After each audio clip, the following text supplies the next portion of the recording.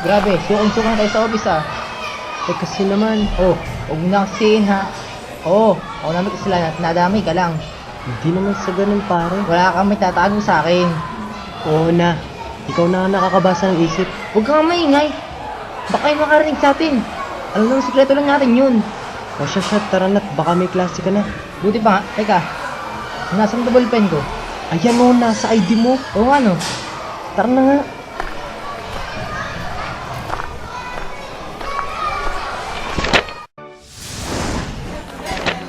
Uy, Nico, Oh, basketball tayo mamaya. hindi ako pwede tikoy. Sus, papakita ko lang sa mga bago kong moves. Sabing ayoko. Sabi, binabasa mo. Wala, hindi ko rin man maintindihan eh. Aba, wow ha. Parang ang babawaw ko.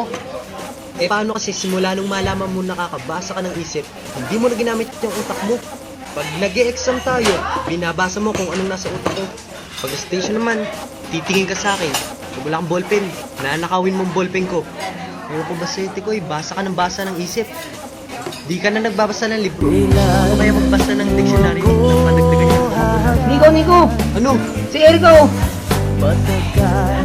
Anong gagawin ko? Makareact ka naman? Alam mo ikaw ang pinunta niya dito. Aba, malay mo ako nga. Bakit hindi mo kaya basahin ang utak niya para malaman mo? Oo nga no.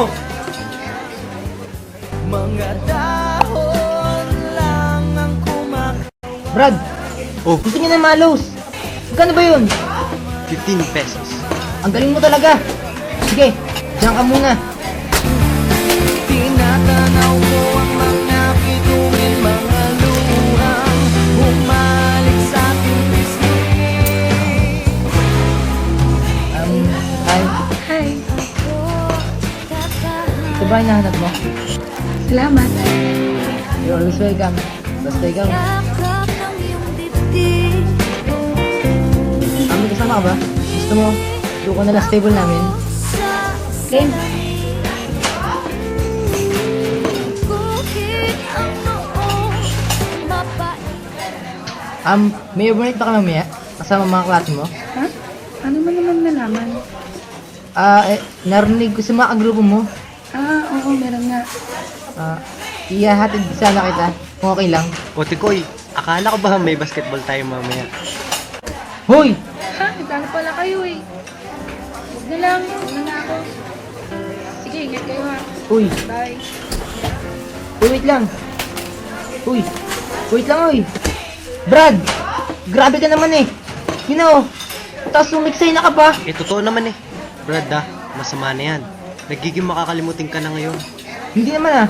Diyan ka na nga! Lalampasoy kita sa basketball bukas!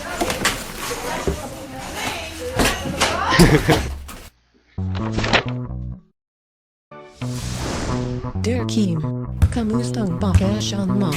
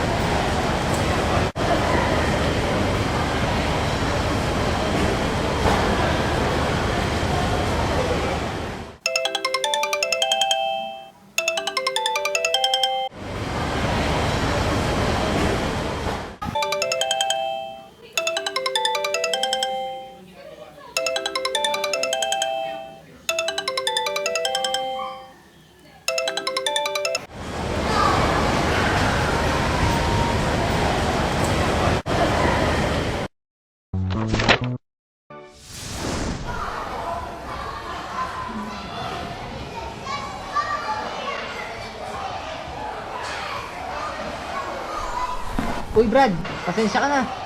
Nakalimutan ko may laro tayo kahapon. Nakatulog ako eh. Sorry na, babawi na lang ako sa'yo. Huwag na lang pare. Ito naman. Sige na.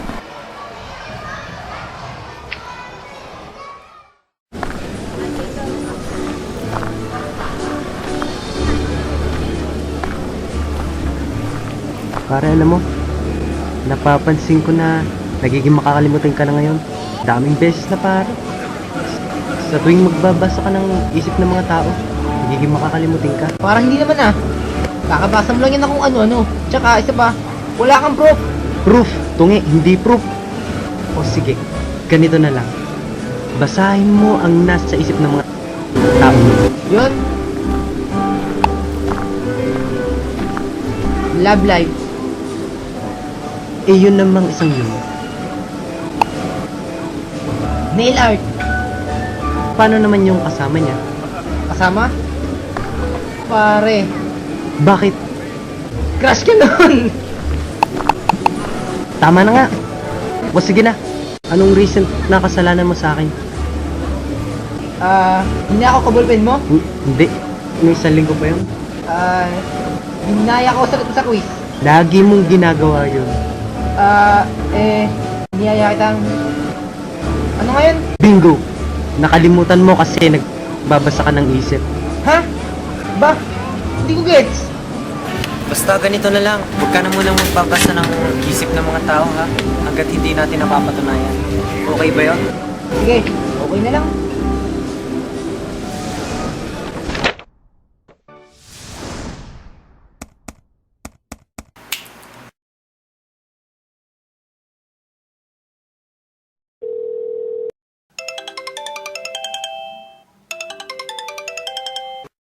Hello?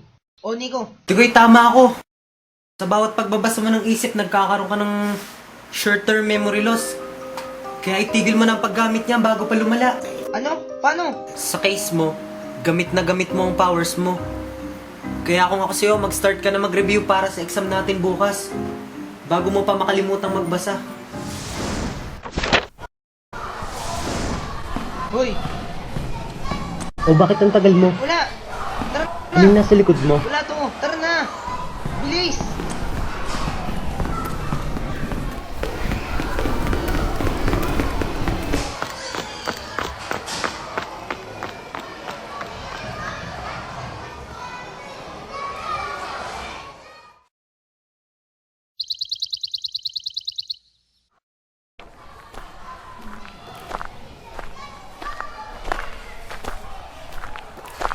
O hindi ko pinapatawag ko sa principal's office.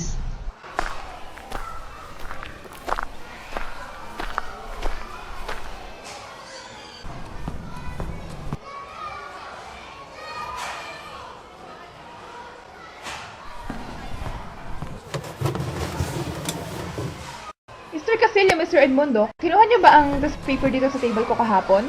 Hindi po, ma'am. Kayo daw ang huling estudyante na lumabas ng school kahapon, so probably it's either the two of you or both of you. Hindi po talaga kami, ma'am. Kung walang aamin sa inyong dalawa, pareho kayong makikick out sa school na to. Hindi po ako pwede matanggal, ma'am. Ako po magpapaaral sa mga kapatid ko pagka-graduate. Ikaw, Mr. Casillo, running for valedictorian ka pa naman. What a waste kung matatanggal ka ng dahil sa pagnanakaw ng test paper. Ma'am, maniwala po talaga kayo sa amin. Ma'am, sa totoo po, Then you're going to tell me the truth. alam ko po kung sino kumuha ng test paper na sinasabi niyo. Nico, You were saying, Mr. Castillo? Ma'am, ako po ang kumuha ng test paper. Bye, ma'am.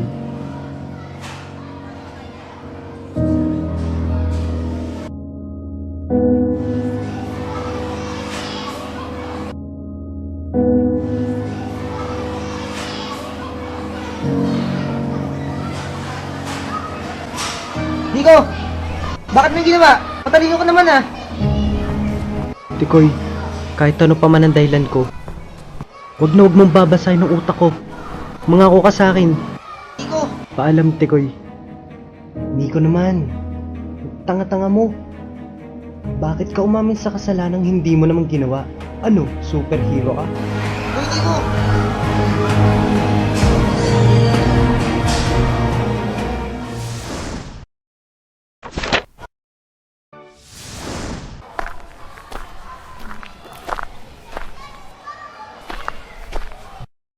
Bakit kaya hindi nila sinabihan ng parents ko?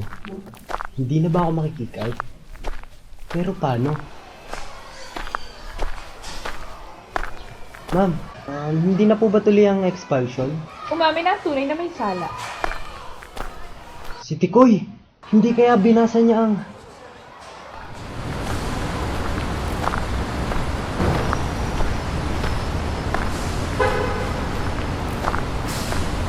Tao po! Tao po! Tao po. Naku, walang tao dyan. Dinala si Tikoy sa ospital. Nagsusumigaw. Walang maalala. Saan pong ospital? Sa Santo Ignacio Hospital. Sige po, salamat po.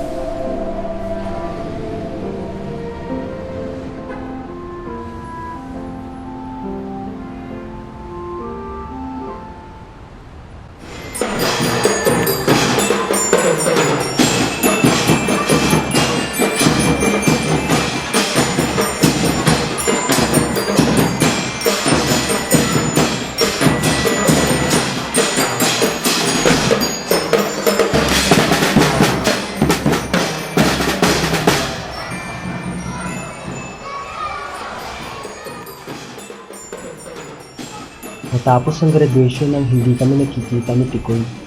Kamusta na kaya siya? Naalala pa niya kaya ako? At yung mga kalokohan namin. Sayang at hindi siya nakagraduate. Salamat pare. Salamat sa lahat. Nico!